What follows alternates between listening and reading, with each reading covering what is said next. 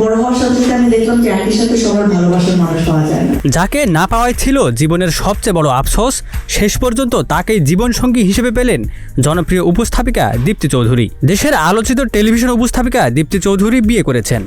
শুক্রবার রাজধানীর বাংলা মোটরের একটি রেস্তোরাঁয় দুই পরিবারের সদস্য, আত্মীয় স্বজন ও ঘনিষ্ঠজনদের উপস্থিতিতে সম্পন্ন হয় তাদের বিয়ের অনুষ্ঠান।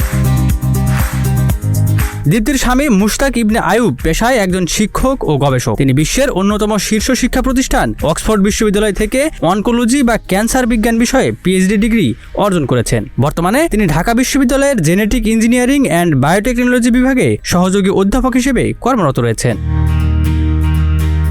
বিয়ের পর সামাজিক যোগাযোগ মাধ্যম ফেসবুকে বেশ কয়েকটি ছবি শেয়ার করে আবেগঘন একটি বার্তা দিয়েছেন দীপ্তি। তিনি লেখেন, যাকে না পাওয়া ছিল জীবনের একমাত্র আফসোস, তাকেই জীবনসঙ্গী হিসেবে পেয়েছি। মহান আল্লাহর প্রতি কৃতজ্ঞতা। তিনি আমার চোখে দেখা সবচেয়ে নির্মল মানুষ। তার প্রতি ভালোবাসার সঙ্গে রয়েছে গভীর শ্রদ্ধা। চলো একসঙ্গে নতুন এই পথ চলা শুরু করি। উল্লেখ্য, টেলিভিশনের জনপ্রিয় talk show To the Point এবং স্ট্রেইট কাট উপস্থাপনার মাধ্যমে সাম্প্রতিক সময়ে ব্যাপক পরিচিতি ও আলোচনায় আসেন দীপ্তি চৌধুরী। Ekramuzzaman, News Flash 71।